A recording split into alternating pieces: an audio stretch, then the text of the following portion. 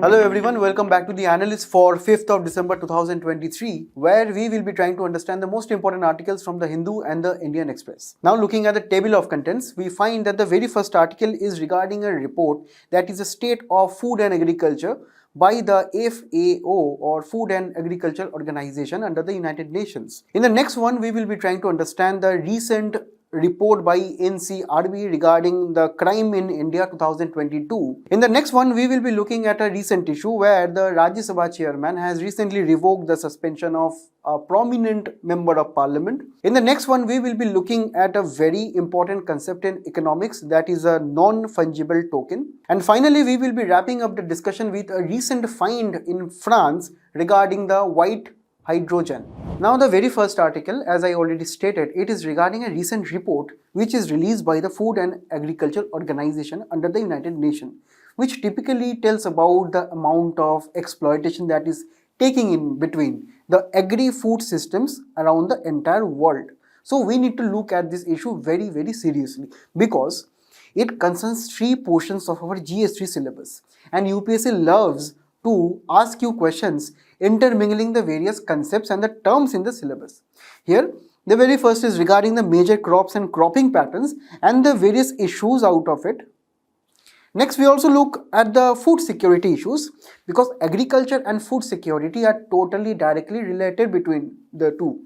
Next, we also need to look at the ecological considerations of the agricultural systems and the food security aspect. So this is a beautiful topic. That's why I'm discussing it at the very beginning. And here, the recent report which is stated, or say the name of the report is the State of Food and Agriculture 2023. It states that the unsustainable business as usual practices for escalating human and environmental costs of producing food. And here, let me begin by stating the importance of the agricultural sector of any country. It is the main food providing sector of the entire nation. When we consider our own agriculture sector, we understand that we grow crops that are both of, say, important for food security, for commercial crops such as, say, sugarcane, cotton and so on.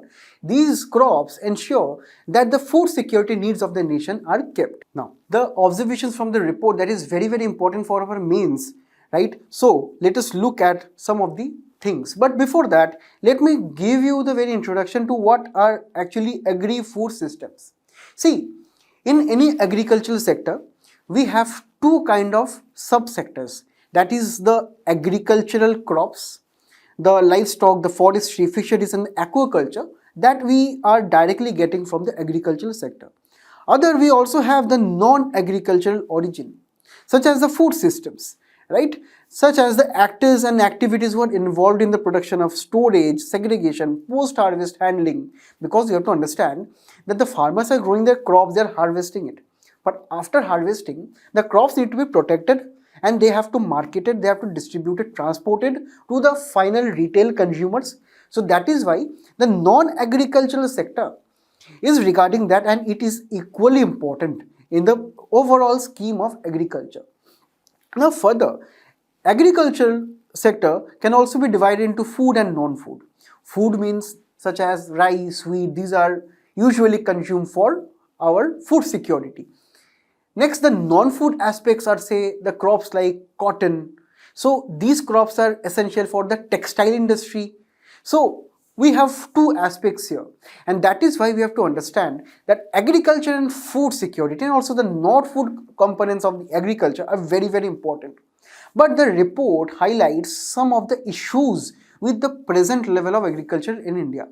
Now you must be familiar with this term of monocropping. Monocropping refers to the practice of cultivating only one crop for a particular season, such as the Kharif or the Ravi season in India. That means either a farmer is growing in the northern plains, for example, wheat for the Ravi season and rice for the Kharif season. So we have to understand this monocropping exacts a huge toll on the water resources of the particular region, because we have to understand wheat and rice and some similar crops, they extract a large amount of groundwater because they are water intensive crops. Even when we turn our attention towards central India, such as the states of Maharashtra, where the cotton cultivation in the black soil is very, very prominent.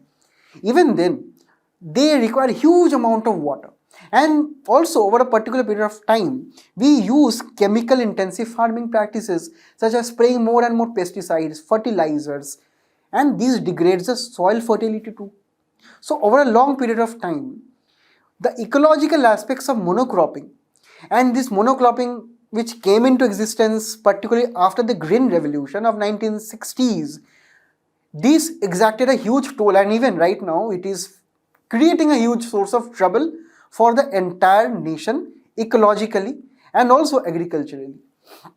While it has increased the productivity of the crops after the introduction of the high yielding variety seeds, which were genetically modified seeds, and they sought to achieve higher production, but that came also with various costs. The very first cost was the ecological imperative, and the second cost that can be told in case of seed sovereignty, because we have to understand that the farmers were growing the crops using those high yield variety seeds. They are now not dependent on their own variety of seeds. They have to purchase these seeds from the nearby seed distributor, which is typically in some cases a multinational company or even a large private sector company. So these seed sovereignty, or the amount of authority of the farmer that he or she has on his or her own seeds, is lost, because the seeds will be produced by the company and they have to buy and sow them. Next, we have to understand the rice and wheat combination is accounted for 70% of the total agricultural output in India in a particular financial year. That means in 1 year. Can you understand that rice and wheat are only the two crops which account for 70% of the total produce? This is huge. And with this, there are various ecological consequences. As I already discussed, the huge amount of fertilizers, the huge amount of water that is used in rice cultivation, for example. Then the huge amount of electricity that is used to pump out those waters. So these are not only, say, extracting financial strain on the government resources, also state government resources, but also exacting a huge toll on ecology. Because water is being depleted. According to recent reports by Central Groundwater Commission, it has been found out that the states of Haryana, Eastern UP, Punjab, they are severely facing a water crisis, and in the next 10 years, they can even face the threat of desertification, which essentially means that the fertile soils of Punjab, that is famously known, they will be totally depleted of their fertility, and the desertification phenomena, which is the spread of desert-like conditions, there is a total loss of soil moisture, soil fertility, that will be also spreading as far as Varanasi, if the particular ecological considerations are not controlled. And also another issue is a very, very serious issue of indigenous knowledge. Now, indigenous knowledge is with the local people of a particular region, or with also sometimes with the tribal populations. These populations, these communities, they have their own practice of seed conservation, post-harvest management, soil fertility, natural farming, organic farming.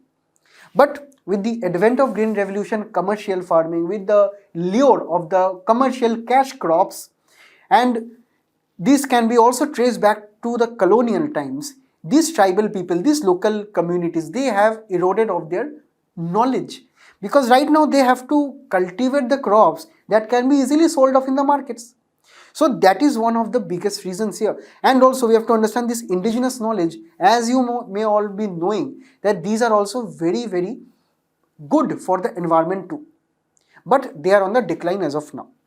Then there is another serious issue of indebtedness or rise of debt among the farmer, because the farmers, when they see that the soil fertility over the time is reducing, and with the reducing amount of soil fertility, they have to use more and more fertilizers, and that is why they have to take more and more loans, because according to SAS 2021 report, there are more than 86% of Indian farmers who have land less than 2 hectares. So they are actually known as small and marginal farmers, and they account for 86% of all farmers in India. And can you imagine, with only a land of less than 2 hectares, what can you cultivate, right? So that is another issue that the farmers are facing, that due to their land constraint and the loss of fertility, their farming costs are rising and they are becoming more and more indebted. And in 2013, the debt to asset ratio has been increasing at 1992 levels by 630%. That means if a farmer owed 1 rupees loan in 1992, in 2013, that 1 rupees is now worth 630 rupees, or it increased by 630%. So can you imagine that the overall combined effect is finally falling on the farmers themselves. The long-term implication is on the farmers. And this was the agricultural aspect. So by now we were discussing the agricultural aspects only. Now let us go on to the food security aspect. Now we have the National Food Security Act in India that is guaranteeing subsidized food cereals to the marginalized and the poorest of the population. That is to around 65% of the population. And here they are getting legal assurance from the government of India that they will be given nutritious food. And here they are generally given particular grains, food grains such as wheat, rice, coarse grains under the public distribution system, that the PDS are the ration shops. Also we have the ICDS scheme, the Integrated Child Development Services, and also the midday meal. So these are the various schemes which are operating for the food security scenario in India. But here there is a problem. The Food Corporation of India, which procures the food grains from the farmer, they are also seeing a rice wheat bias, as it was also seen in the agricultural phenomena too. So the Food Corporation of India, since it is procuring greater amount of rice and wheat, they are also distributing the same to the poorest of the people. And we have to understand, can you thrive on rice and wheat? Do you not need also pulses, vegetables, in some cases also eggs for your overall nutritional security? Do you not also need millets for that case? Because they are having more protein resources than wheat and rice. So the National Food Security Mission is not having these particular things. That is also leading to higher amount of foods insecurity in India, and also directly and indirectly feeding into malnutrition causes of the large sections of the population. And also we have to understand millets or coarse grains such as barley, ragi, jowar, bajra, they account for less than 1% in the overall National Food Security Mission. And here the area of cultivation also have dropped by 20% of the coarse grains and the minerals by 20% between 66 and 2018. And this is also being a very, very serious reason. And that is why the report highlights some of the major issues also in this particular area. Now, the issue is with respect to the hidden cost of all these combined issues, and it has been estimated that the hidden cost for the global agri-food system is accounted at $10 trillion. $10 trillion, can you imagine? That is the hidden cost of ecological aspects, malnutrition, food security, and so on. Because there are these kind of issues, and also in the long run, people will be suffering more if the governments or the world or the global community do not come together. Now, what are the issues, or where are these hidden costs, or what are these hidden costs at all? See, this is from the official report. You can also go to the report and look for yourself. This is the figure 5. They have exactly told what are the hidden costs and where the hidden costs are. Now, they have taken the entire value chain of the agriculture. Up to here, we find this is the upstream requirement. That is, here there are agricultural inputs of, say, seeds, fertilizers, land. Then there is also forestry and primary production, right? And after this, the harvesting, when the harvesting is done, we know that particular stream as downstream. That means the crops will be going from the harvester, that is the farmer, to the markets. So here we have various stages, such as food manufacturing, food retail, food consumption that is done by people like us, you and me, everyone. And finally, after the consumption is done, some of the food is also wasted. So in the green boxes here, you can understand these are the costs. Now, what are the costs of the very first stage of agricultural inputs when the farmer is just cultivating the field, manuring, tending to it, applying fertilizers? We have greenhouse gas emission from fertilizer production.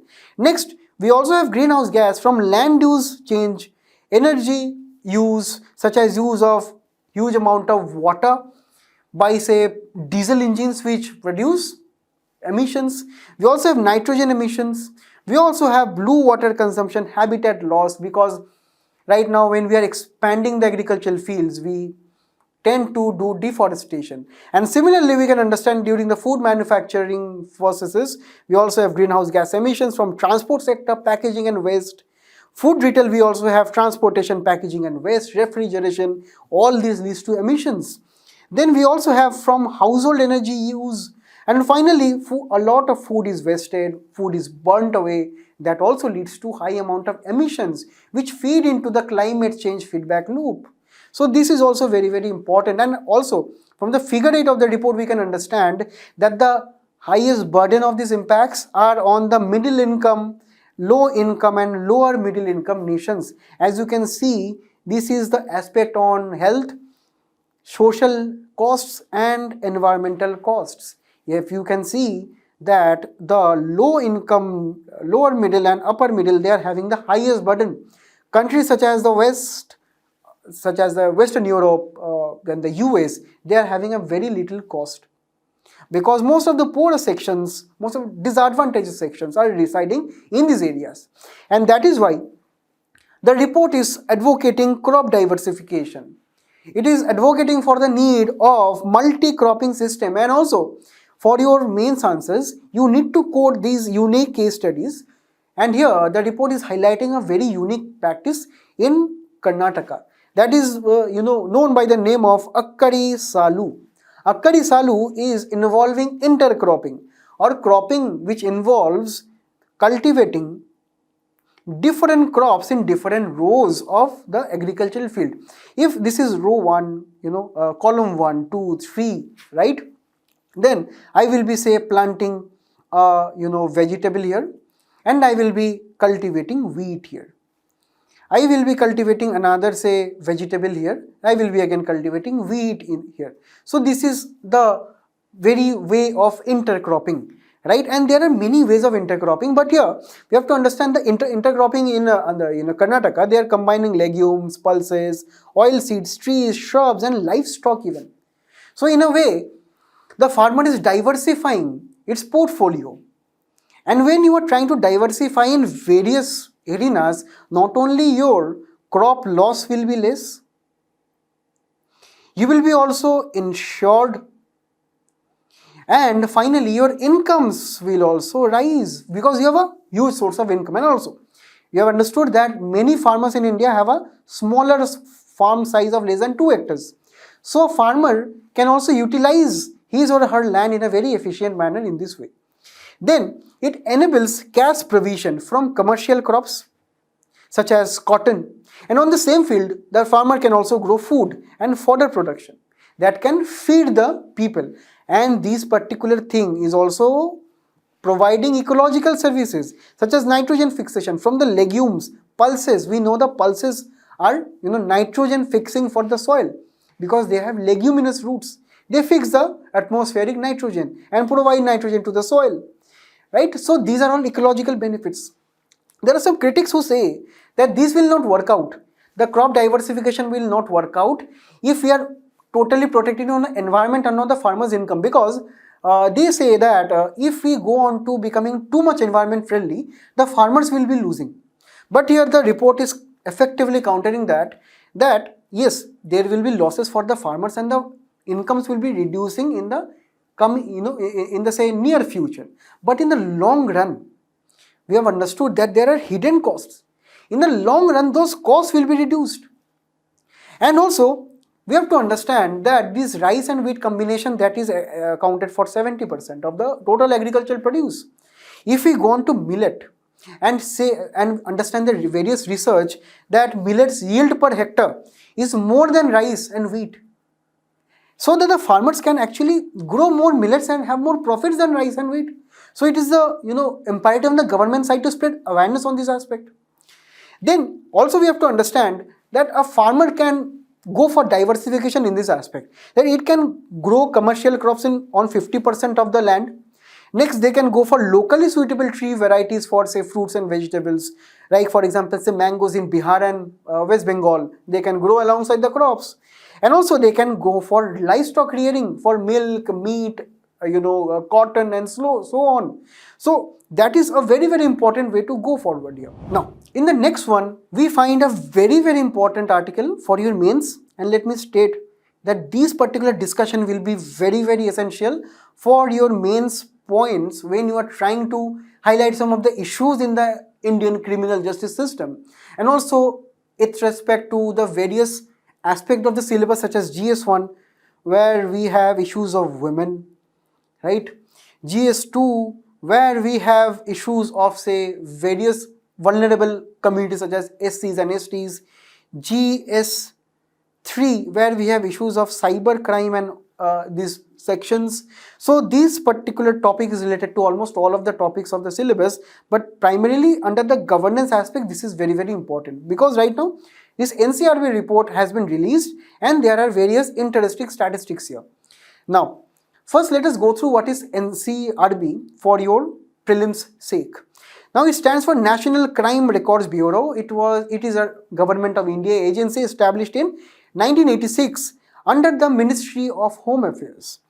The headquarters is at Delhi, and it was set up under the recommendation of the National Police Commission of 1977, and also there was a Ministry of Home Affairs task force in 1985 which finally led to the formation in 1986. Here it is responsible for collecting various criminal data and analyzing them, and this is actually mandated also by the IPC, Indian Penal Code, via various special laws and local laws too of the various state governments. Then it is popularly known as a national warehouse because the various fingerprint records of both Indian and foreign criminals, they are being stored at the NCRB database. Next, it also assists in locating interstate criminals and fosters an interstate police collaboration when there are these cases. It also heads the Crime and Criminal Tracking Network System, which is a national database for all the crime records. Then it also has one national database of sexual offenders, which is trying to curb the violence with regards to sexual violence. It is also having an online cyber crime reporting portal where the citizens can go on to file reports of cyber crime. And it also has one interoperable criminal justice system, and here it is including the forensics, e-courts, e-prosecution, e-prisons, and it is having an entire architecture on the particular website so that people, the lawyers, the police officers, the citizens, they can go on to this particular portal and they can look for the requisite information. Next, there is also a National Digital Police Portal which is assisting the police officers for collaborating on the crime related matters and also accessing the data with respect to the various affairs. So this is the particular role of the NCRB. The two reports is published is that Crime in India report and Prison Statistics India report. Very important for your prelims. Next, we have to understand the report in this particular manner. Now, just note the data and note it down in your class notes, and also the handout is also given. You can preserve the handout because this will be helping in your mains and this is guaranteed. Okay, now the very first is regarding the crimes registered per lakh population. This is also known as crime rate. Crime rate refers to the crime registered per lakh population. Here it is declined from 445 per lakh in 2021, right, to 422. So it is a good thing that with the increase of population, the crime rate has actually decreased over a lakh of people. So this is a good thing, but there are some issues as we can understand under these headers. The cybercrime is increasing to an amount of 24% against the last year, that is 2021. Crime rate increased in cyber crimes from 3.9 to 4.8, and most of the crime that cybercrime has been taking place, in cases of motive of fraud, extortion, and sexual exploitation. With reference to economic offences, it also increased, such as the offences of criminal breach of trust, forgery, cheating, fraud, and counterfeiting. Next, we have other criminals, crime records, such as there have been around 200 cases of criminal, offences against the foreigners, and this is impacting the tourism capability of our nation. You can quote in any essay or any answers that is regarding tourism here. Then it is also seeing a 4.2% increase of suicides. And let me remind you, this is one of the aspects that has been asked in 2023 mains. So, any data with reference to suicide is also important. And if you look at the profile, the male to female, that is the male to female ratio of the suicide cases is actually 71 to around 28. That means more males are vulnerable to suicides in India. With reference to crime against women, we can see that there is a 3.9% rise from the last year. And the nature of cases, we can understand the very first is cruelty by husband and relatives, kidnapping and abduction, outraging modesty, and rape, which accounts for 7.1% increase over the last year. So these are not good things. And UP is recording the most cases with regarding the women side. Next, crimes against children also increased by 8.7%. The highest state is Maharashtra, followed by Madhya Pradesh. Senior citizens also saw a rise of around 9.3% in violence against them. Also, the SC/ST community, they saw a rise of 14%. Corruption cases 10.5%. Offences against the state, that is the UAPA, sedition, that is against the particular governments, that also saw a rise of 8%. And murder, it saw a decline of 2.6%. So let us use this in our mains answers in wherever it is necessary. Now here we have to discuss some issues with the data. The very first is that NCRB reports an incidence of the registered crime, not the actual offences. Now let me give you an example. You all know about the infamous 2012 Delhi gang rape case. After that, people become very aware and they started reporting cases even when some of the cases may not be even real. So let us be aware of this NCRB reports. They are the incidence of registered cases. Actual cases will be determined when there will be investigations, right? When there will be investigations and the police will be prosecuting them in the court of law or a trial. So that is not, NCRB is not accounting for the trial part, it is only accounting for the registered part. So it may be in some cases that the increases are not that big because there are many fake cases, right? Then there is also this thing known as principal offense rule. That means if there are many issues right now, particularly to rape and murder, right? Now in one single FIR, if a victim's family is stating that there have been rape and murder, according to principal offense rule in in the police parlance, the more severe punishment offense must be counted as a counting offense. That means if there is rape and murder, only rape will be considered as the most serious offense, because this is according to this principal offense rule. And this is an issue because there have been two offenses which have been committed, but only one which is more serious, that is rape, is being counted. Murder is not being counted. So that is also showing an under-reporting of murder cases. For example, now there have been various inefficiency or gap of data at the local level. If you can remember the Talwar case, Arushi Talwar case, there have been many allegations that the police did not even collect the evidence properly, because the local police, they were very unaware of, say, the forensics, and they were not very following the standard of procedures for a crime investigation, and that led to the loss of evidence. And that is why such cases like Arushi Talwar cases, they are still unsolved. So That is one issue, that the police is not able to collect evidence on a particular period of time in a particular proper way, and hence it results in the lower accuracy of the cases. Next, the NCRB itself notes in its report that we cannot delve into the deeper insights of the socio-economic causative factors of the crime. For example, say there may be a tribal person whose land is actually taken away, and that is why the tribal person is protesting against the government in some cases. But they may be booked under, say, sedition, they may be booked under various clauses, because these people are not sometimes aware of the crimes they are actually being committed or not. Right? Sometimes these people are also being forced into forced crimes. If you all have watched the movie Jai Bhim, you are aware of the fact that I am talking about, right? Because this was actually seen in this film, and you are actually encouraged to watch such films whenever they come out, because they send a very, very well and good social message. Next, we are talking about the suspension of MP, because recently a prominent member of parliament suspension from the Rajya Sabha was revoked by the Rajya Sabha chairman. So from the very context, we can find a very important prelims information that the MP's suspension from the Rajya Sabha and also the Lok Sabha can be revoked by the chairman of the Speaker of the Lok Sabha. So here this is important for our GS2, because we need to discuss about the various cases and say issues with respect to the Parliament of India and also the state legislative assemblies, and that is why this particular thing is being discussed here.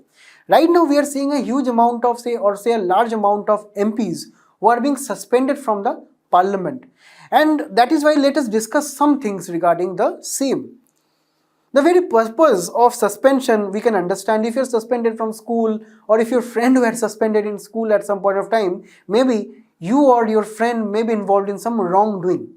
In the same case, the purpose of suspension in the Parliament is regarding the, say, a huge amount of ruckus, huge amount of disorder that is being taking place in the House. It is also to punish the unparliamentary behavior, because we have to understand these are MPs we are talking about. Right? They are the representatives of the people. They are expected to keep a decorum and ethical conduct in the House when the debates are going on. So that is why any unparliamentary behavior is not, say, desired, and if it is increasing over a period of time, the particular person or the particular MP can be suspended. Now, there are two cases, because there are two houses in our parliament, that is the Lok Sabha and the Rajya Sabha. Let us look at two cases individually. According to Rule 373 of the Rules of Procedure and Conduct of Business, very, very important for your prelims, the Speaker can ask the Member of Parliament to withdraw immediately, plus remain absent for the rest of the day sitting, if these two things are observed. And here, this is very, very important, that this is actually seen in the case of punishment for the MPs. According to Rule 374, member who disregards the authority of the chair, that is disregarding the Speaker, or abuses the rules, which is a very, very serious offence, they can be called into question whether those members be suspended or not. And here the House will be deciding, and when the House will be adopting the motion, the member will be suspended. This is in the Lok Sabha. According to a recent rule, that is 374A, the gross violation or severe charges, the member stands automatically suspended for 5 consecutive sittings, or the remainder of the session, or whichever is less. So these are the grounds in the Lok Sabha. Now in the Rajya Sabha, it is a little different. Here, according to Rule 255, the Speaker of the Lok Sabha has the power of, say, telling the member to withdraw, according to Rule 373 of the Lok Sabha. In Rajya Sabha, that is not the same. The Rajya Sabha chairman does not have the power to suspend a member. Instead, what it can do, the House may adopt a motion suspending the member from the service of the House for a period not exceeding the remainder of the session. Right? So, it is a little different from the Lok Sabha case. Now, there are some problems with these suspensions. While we can understand the reasons are good, that there must not be any parliamentary log jam. The sessions are very, very important. People should not be, say, creating a ruckus. But there are some problems. This is firstly against the idea of fundamental principle of using suspension as a last resort, because when the MPs are debating in the particular houses, they are debating on crucial matters. It can be some cases of political motivation that some MPs may be shunted out, and they can be shunted out in the name of suspension. But these rules of suspension of MP are only to be used as a last resort. If the MPs in the concern are not listening to the chairperson in the case of Rajya Sabha, or in the case of speaker in Lok Sabha, if they are not being obedient, if they are not listening to the authority and they are abusing them, then it can be all right. But in routine cases, this must not be used. And also in beginning cases of disobedience, the MPs can be rebuked, they can be, say, disciplined, they can be scolded by the speaker, as it takes place, or also it is very commonly seen. But they must not be immediately suspended. And we have to understand, due to various political aspects, the political neutrality of speakers and chairpersons are also coming into call, right? Then suspension on unprecedented grounds are also a cause of concern, because in many cases there have been pending investigations by the privileged committees of the House, which actually looks into the causes for suspension, if the MP will be suspended or not, what are the various dimensions to be discussed, and so on. So these privileged committees, while they are actually deliberating on the suspension case, in some cases it has been seen in recent times that the MPs have been suspended by the chairperson. So this is not following the proper SOP or standard of procedure of the House, right? This is all fine when it is taking place in case of government employees. When a particular government employee is facing an investigation, that particular government employee can be suspended from the service because it is given in the rules. But there are no rules in the Lok Sabha or Rajya Sabha that states that if an investigation is going on, the MPs can be suspended or not. Right? They cannot be suspended. Next, finally, we have to understand suspensions are not in accordance with the established rules, because sometimes the House involves residuary powers when they cannot find any ground to remove a particular MP. These residuary powers should not be used, because the rules of, say, in the Rajya Sabha, rule number 256, it talks about the suspension after a motion by the House. So a particular SOP must be followed. But using residuary powers, it is being seen right now that the House is removing or, say, suspending the MPs. So this must not be the case, and this is a huge issue.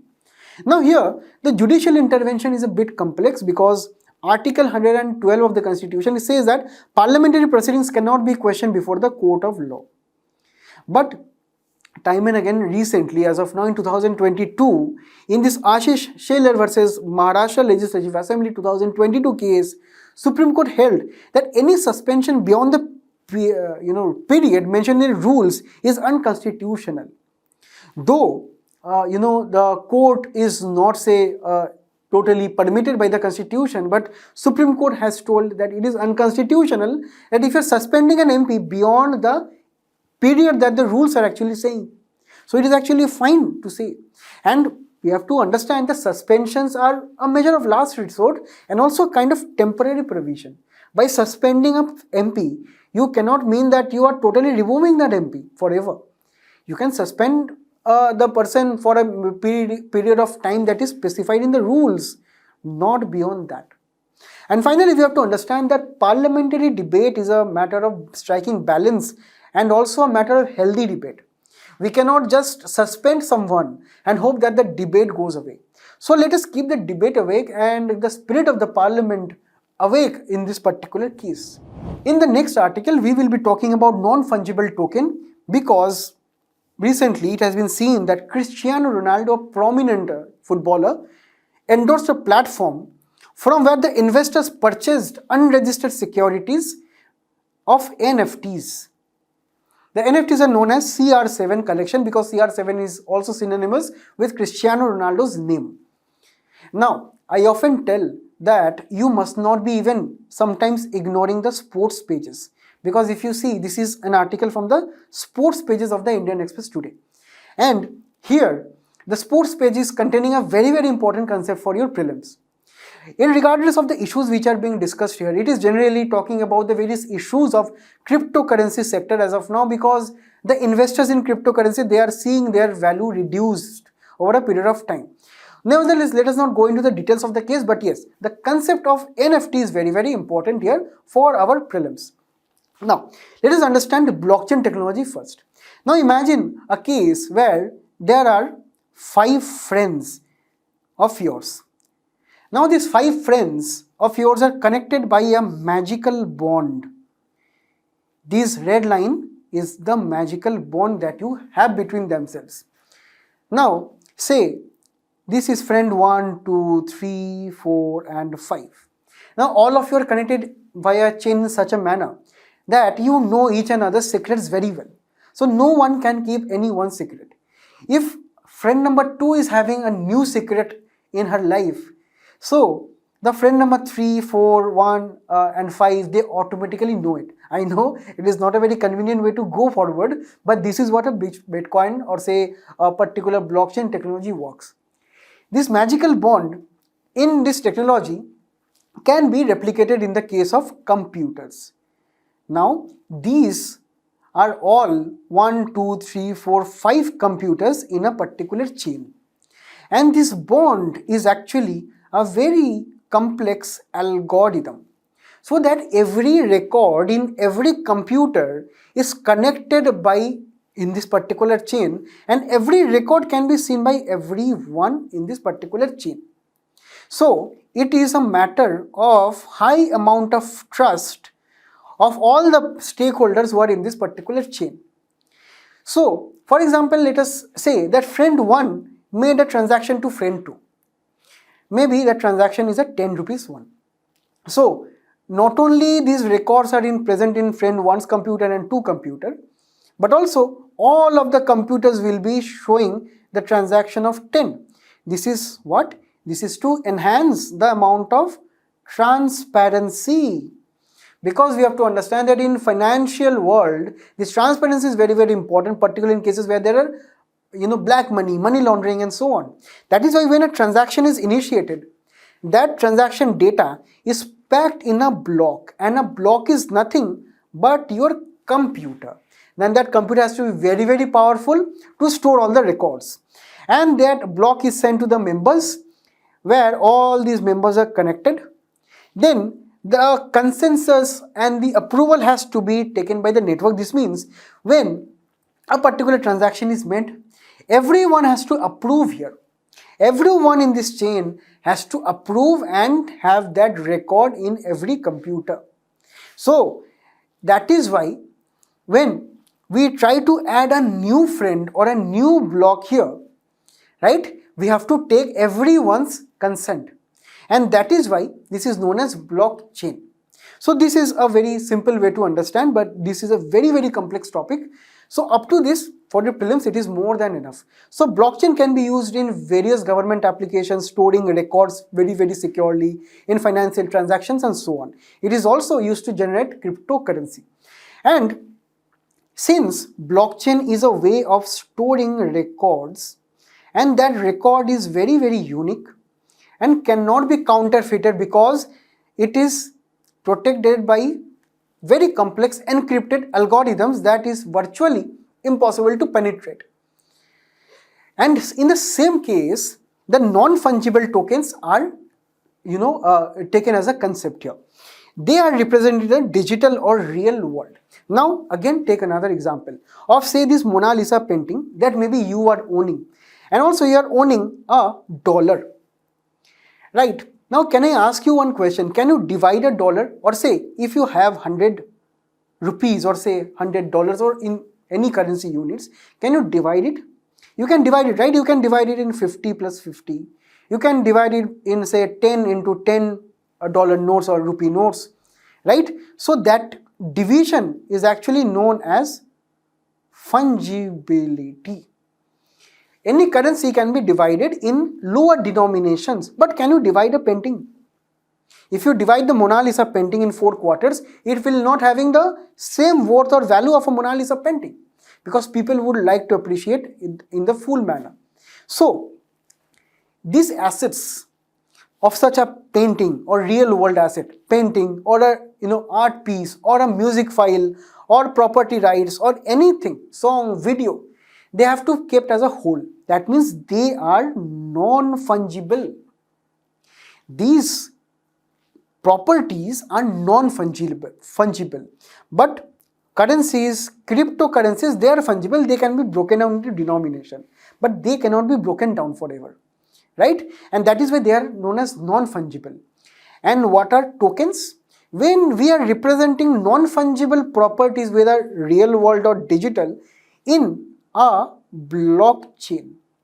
When we represent that in a blockchain, that becomes a non-fungible token. So essentially they are digital assets. The assets can be both physical and digital, but they are stored digitally on a blockchain. They can also be traded and exchanged for money, cryptocurrencies and whatever. Just like you can sell your land, right? You can also sell your NFTs. You can sell your songs on NFTs. You can sell your videos on NFTs for any money. They generally started popular from 2021, when various artists, they started realizing that if we create our songs and videos on a blockchain, then it will be reducing piracy. How?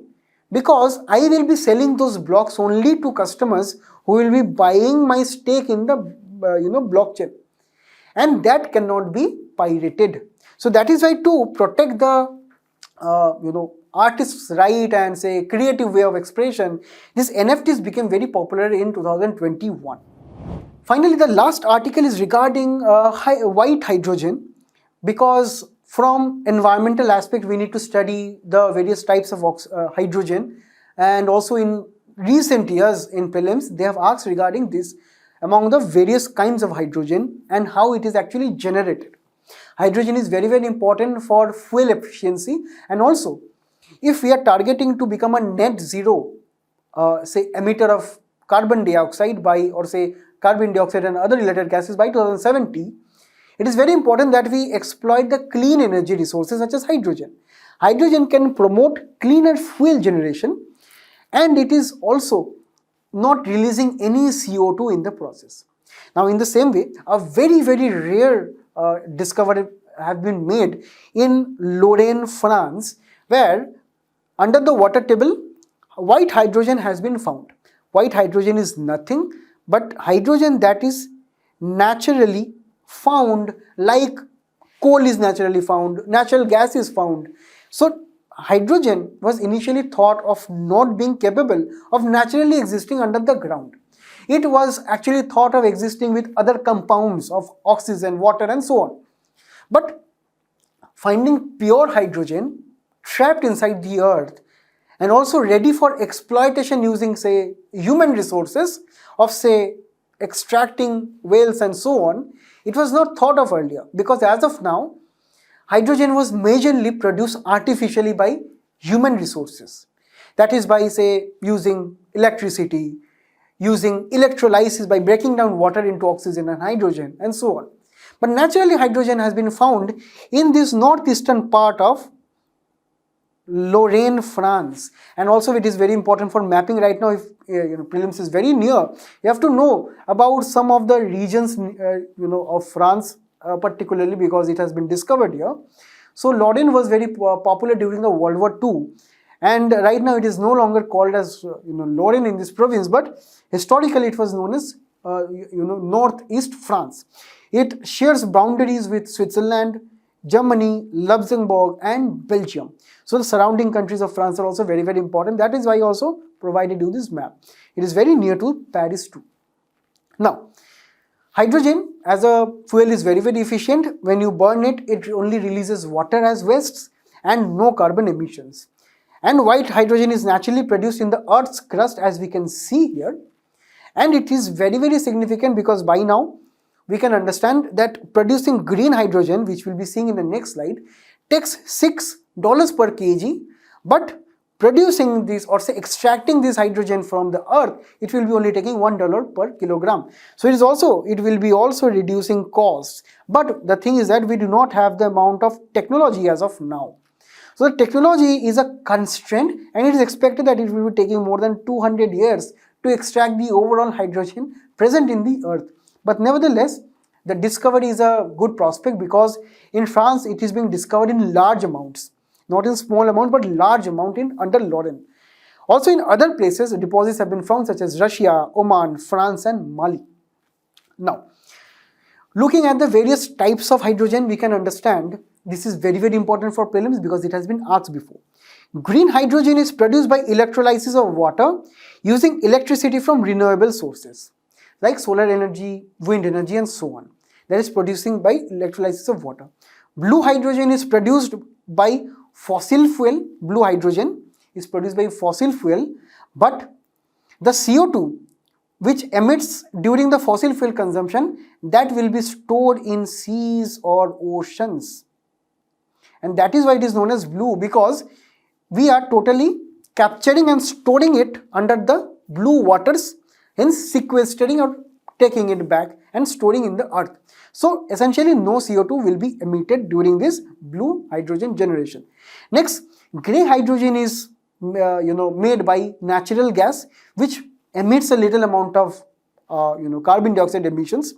Brown or black hydrogen means we are generating hydrogen from coal and other dirty sources which emits a large amount of CO2. Turquoise is a type of hydrogen which is emitted from or say produced from methane.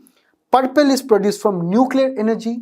Yellow is produced from electricity energy, which can be produced by both CO2 or say fossil fuels or renewable energy like say solar energy and so on. So yellow, you can say, is a combination of green hydrogen and the rest.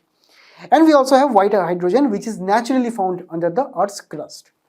So this was all that was important for today's discussion.